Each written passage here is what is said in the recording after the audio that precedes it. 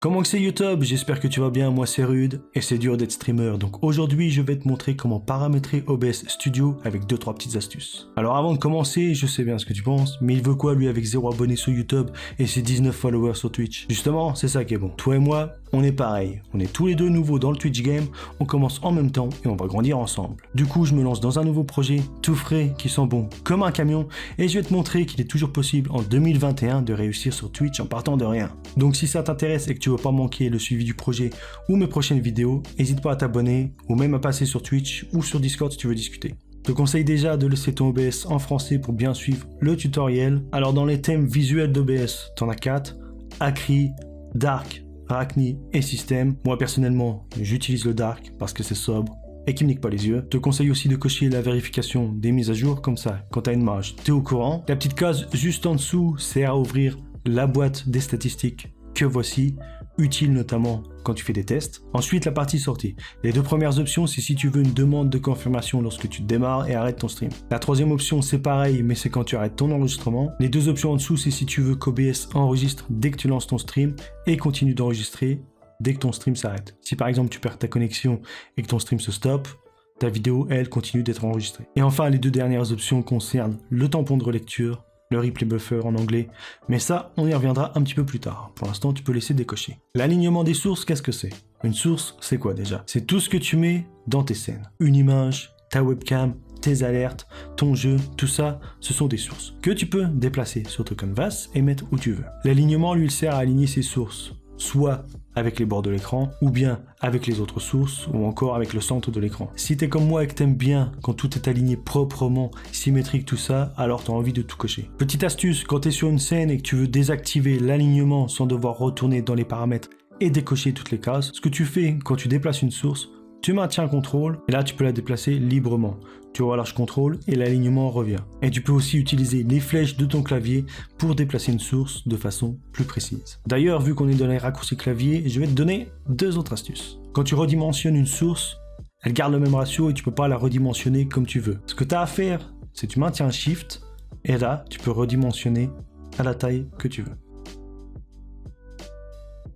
Et le dernier type au niveau des sources, si tu veux crop ou couper une image sans devoir ajouter des filtres, tu maintiens Alt et la magie, ça crop tout seul.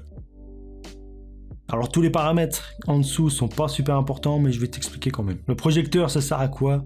Ça sert seulement à prévisualiser ton stream en plein écran. Si jamais tu veux t'en servir, je te conseille de cocher projecteur toujours au premier plan. Et pour quitter le projecteur, tu appuies sur échappe. Zone de notification, ça c'est quand tu réduis OBS si tu veux que ça s'affiche dans la barre des tâches ou dans les icônes cachées de Windows, tu peux laisser comme ça. L'aperçu, c'est ton canvas, tu peux tout décocher, c'est juste si tu as des sources qui débordent, ça sert à rien. L'importeur, c'est si tu veux importer des scènes ou des profils à partir de tes dossiers que tu as sur ton PC. Le mode studio, ça sert quand tu es en live, si tu veux modifier une scène sans que tes viewers te voient faire les modifications. Donc si tu veux déplacer une source, tu cliques sur mode studio, là ton canvas il va se dupliquer, tu fais tes changements sur la partie gauche et une fois que tu as terminé, tu rappuies sur mode studio pour revenir en mode normal. Le multi-aperçu, alors je sais ce que ça fait, mais personnellement, j'en vois pas l'utilité. En gros, ça te permet de visualiser toutes tes scènes de façon mosaïque. Pour l'activer, c'est en haut à gauche, afficher, multi-aperçu et échappe pour quitter.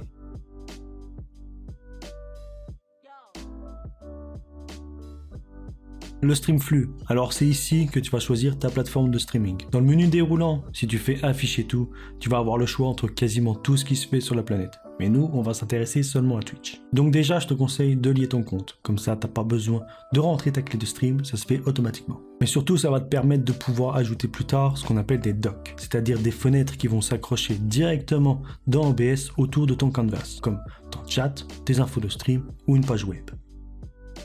Extension du chat Twitch, ça c'est pour utiliser des emotes qui viennent d'en dehors de Twitch. Et enfin, si tu veux streamer en utilisant plus de 6000 kilobits par seconde, tu peux cocher cette case, mais dans notre cas, c'est pas utile. Alors ensuite, on va sauter sortie et audio, on y retournera après. On va déjà changer deux petits trucs dans la partie vidéo. Résolution de base, tu vas mettre la même résolution que ton écran. Ensuite, résolution de sortie, et là les gens vont pas être d'accord, tu mets pareil. Alors je sais que tout le monde conseille de descendre la résolution ici, mais laisse-moi t'expliquer pourquoi mettre pareil. On va paramétrer ton stream et ton enregistrement séparément juste après en mode avancé. De cette façon, tu peux enregistrer tes vidéos à la même résolution que ton écran en 1080, en 1440 et tu peux streamer avec une résolution plus basse, en 900 ou en 720p. Le filtrage et le nombre de FPS, on y reviendra plus tard. Catégorie sortie. Là, on est probablement dans la page la plus excitante. Non, la plus casse-couille d'OBS. Et même si je vais t'expliquer un peu, au final, ça sera à toi de tester. Tester et tester différentes combinaisons jusqu'à ce que tu sois satisfait. En premier, tu vas en haut et tu mets en mode avancé pour avoir plus d'options et donc plus de contrôle. Tu vois qu'il y a 4 onglets. On va faire ça un par un. On commence par streaming. Piste audio. Ça, c'est l'audio que tu auras sur ton live.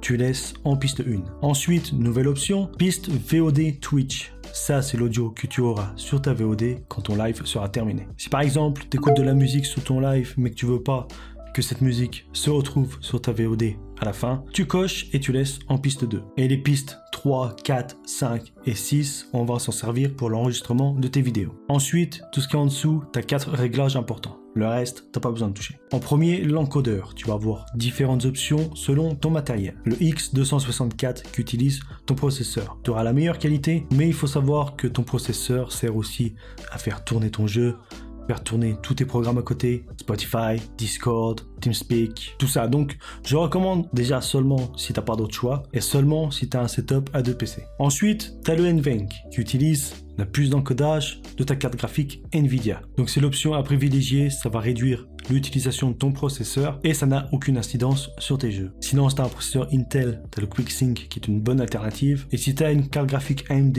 t'as l'AMF, mais ça, c'est de la merde. Ensuite, le bitrate. Alors, comment choisir ton bitrate? Il faut déjà que tu connaisses ta vitesse d'upload. Pour ça, tu peux aller sur un site comme Speedtest. Ici, ce qui nous intéresse, c'est le débit montant. Maintenant que tu connais ta vitesse d'upload, il faut prendre en compte plusieurs choses. Plus le débit que tu envoies est haut, plus la qualité de ton stream sera meilleure. Mais tu ne veux pas envoyer la totalité de ton débit montant. Si ton upload est de 5 mégas, tu vas pas mettre 5 mégas de débit. Tu vas mettre un petit peu moins, histoire de te laisser une petite marge d'erreur. Comme ça évite que ton stream il lag ou il coupe. Tout en gardant à l'esprit ceci. Le bitrate maximum autorisé par Twitch est de 6000 ou 6 mégas officiellement. Après, tu as certains partenaires qui poussent jusqu'à 8 mégas. Toi, en tant que nouveau streamer, t'es pas partenaire Twitch, donc t'as pas d'option de transcoding. Ça veut dire que tes viewers, ils peuvent pas changer la qualité de ton stream, passer de 1080p à 480p ou vice versa. Ils sont obligés de regarder à la qualité que tu as choisi. Le type de média que tu streams influe sur le nombre de FPS et influe également sur le débit que tu envoies. Exemple, un jeu rapide comme un FPS, Overwatch, Warzone, où il se passe plein de trucs à l'écran, tu vas vouloir le streamer en 60 fps. Alors qu'un jeu lent comme les échecs ou Among Us, tu peux streamer en 30 fps. En sachant tout cela, j'ai fait un petit tableau pour te donner une idée de quoi mettre selon ta situation. C'est juste pour te guider, c'est pas l'évangile. Pour résumer, si tu es nouveau, je te conseille de stream en 720p, 30 fps aux alentours de 3000 de bitrate. Vaut mieux avoir un stream en 720p 30 fps fluide plutôt qu'un stream en 1080p 60 fps mais qui lag. Maintenant, tu peux cocher et changer l'échelle de sortie selon ton choix. Et enfin, le dernier paramètre de cette page, c'est le pré-réglage. Si t'es en X264, je te conseille de pas aller plus haut que Very Fast, sinon ça va être dégueulasse, et de pas aller plus bas que Medium, sinon ton processeur il tiendra pas. Si t'es en NVENC, qualité ou qualité maximale, et si t'es en QuickSync, normalement Balanced devrait suffire, mais après, c'est à toi de tester tout ça. Donc maintenant, on passe dans l'onglet enregistrement. Alors, type, tu laisses en standard. Chemin d'accès de l'enregistrement, ça c'est le dossier dans lequel va se trouver ta vidéo, tu choisis ce que tu veux. Générer le nom du fichier sans espace, ça c'est juste pour nommer ton fichier sans espace. Ça sert à rien. Format d'enregistrement, très important. Tu mets en MKV, tu mets pas en MP4. Parce que si ton PC ou ton OBS il crash, ton enregistrement il est pas perdu. Alors qu'en MP4, ton fichier sera corrompu, tu pourras plus rien en faire. En MKV, tu peux enregistrer plusieurs pistes audio, ce qui n'est pas le cas avec le FLV. Ensuite, la plupart des logiciels de montage vidéo comme Vegas Pro, DaVinci, ils prennent pas les MKV, donc il faudra convertir ton enregistrement en MP4. Mais là encore, petite astuce, c'est dans la catégorie avancée, un petit truc à cocher, je te montrerai ça un petit peu plus tard. Piste audio, là tu coches toutes les cases que tu veux retrouver dans ta vidéo. Par défaut, toutes les sources que tu ajoutes sur tes scènes se mettent sur toutes les pistes, donc tu peux laisser en piste 1. Mais si plus tard tu veux avoir plus de contrôle, ton micro sur une piste, ton jeu sur une deuxième piste, ton Discord sur une autre, tes alertes sur une dernière piste, il va falloir séparer tout ça dans Windows, dans VoiceMeter Banana ou un programme similaire est dans le mélangeur audio d'OBS. Malheureusement, on ne verra pas ça dans cette vidéo. Peut-être une autre fois. Au niveau de l'encodeur, un petit tableau, je vais te mettre quelques petites notes histoire que tu comprennes vite fait et tu fais en fonction de l'encodeur que tu choisis. Et enfin, la mise à l'échelle pour la sortie, cette fois, tu coches pas, t'as pas besoin, on l'a déjà fait dans la catégorie vidéo. Maintenant, le troisième onglet de la même catégorie, l'audio. Alors Twitch recommande un débit audio entre 96 et 160. Donc tu peux laisser 160 sur ta piste 1 pour tout ton audio de ton stream. Et pareil pour la piste 2, donc qui est ta VOD. Et si tu veux changer, mettre un petit peu plus, pourquoi pas du 320 pour toutes tes pistes d'enregistrement, tu peux le faire, tu peux tester. Moi, je pense que 160, c'est assez. De toute façon, tu n'entendras pas forcément la différence. Et enfin, le dernier onglet, le tampon de relecture. Alors, qu'est-ce que c'est? C'est un peu comme créer un clip, sauf que ça se passe sur ton PC. Si par exemple, tu streams pendant 8 heures et tu n'as pas envie d'enregistrer pendant toute ta session, parce que l'enregistrement, il sera trop gros, il sera trop long, et tu n'as pas envie de te retaper toute ta vidéo pour retrouver un moment en particulier, ce que tu fais, c'est que tu appuies sur un raccourci, la OBS va enregistrer et créer une vidéo de tes dernières secondes, dernières minutes, et donc créer un clip sur ton ordinateur. Donc si toi tu veux t'en servir, tu l'actives, tu retournes dans l'onglet général et tu coches la case démarrer automatiquement le tampon de relecture lors d'un stream. Et tu ajoutes un raccourci clavier. Ce qui va se passer, c'est que lorsque tu lances ton stream, le tampon de relecture va automatiquement enregistrer les dernières secondes de ton stream en continu et garder ça dans la mémoire de ton PC. Toi, quand tu vas appuyer sur ton raccourci, ça va prendre les dernières secondes et créer un clip, un fichier sur ton PC. Maintenant, l'audio. Fréquence d'échantillonnage, très important, ça doit correspondre au matériel audio de ton PC. Ton micro, ta carte son, ton mixeur, etc. Donc le truc à faire, c'est d'aller dans les paramètres son de Windows. Là, tu vas aller dans lecture et enregistrement et tu vas double-cliquer sur chaque matériel que tu utilises. Dans les statistiques avancées, tu vas faire en sorte que tout soit à la même fréquence. Par exemple, chez moi, tout est à 44 100 Hz. Donc tu mets la même fréquence sur OBS. Périphériques audio globaux. Alors ici, il y a deux façons de faire. La première, si tu veux pas te prendre la tête et tu veux un réglage simple, c'est d'activer ton matériel audio ici sur cette page. Audio du bureau par défaut, audio du micro par défaut. La deuxième façon, c'est si tu veux un réglage plus complexe sur ton audio. Donc tu désactives tout et tu ajoutes tes sources audio plus tard directement dans tes scènes. Ça te permet d'avoir plus de contrôle sur l'audio, notamment la possibilité de mettre ton micro sur différentes scènes avec différents filtres, comme ceci. Ok, donc là on est sur ma scène d'intermission, donc avec le micro normal, je vais appuyer sur une petite touche, tu vas voir ce qui se passe. Wesh, tu te prends pour qui toi? Viens ici, faut ton bordel dans mon quartier, fais attention toi petit enculé, je vais te défoncer la gueule hein. Retour à la voix normale, là j'appuie sur une autre touche. Bienvenue en enfer, mon petit trou de cul. Voilà. Là, on retourne dans la catégorie vidéo. Filtrage de la mise à l'échelle, tu peux laisser par défaut, ça change rien, nous on s'en sert pas. C'est seulement si on avait mis une échelle différente un petit peu plus tôt. Et enfin, les FPS, donc là, c'est à la fois pour tes streams et tes enregistrements, donc je te remets le petit tableau, et là c'est toi qui vois, tu choisis et tu fais tes tests. Alors les raccourcis clavier, je vais expliquer rapidement. Si tu veux changer de scène, masquer ou afficher une source, muter ton micro, démarrer un enregistrement, si tu veux faire tout ça avec des raccourcis clavier, c'est ici que ça se passe. Pour ajouter un raccourci, tu entres ta touche dans la barre qui correspond à l'action que tu veux faire. Et si tu veux ajouter plusieurs raccourcis à la même action, tu appuies sur le petit plus.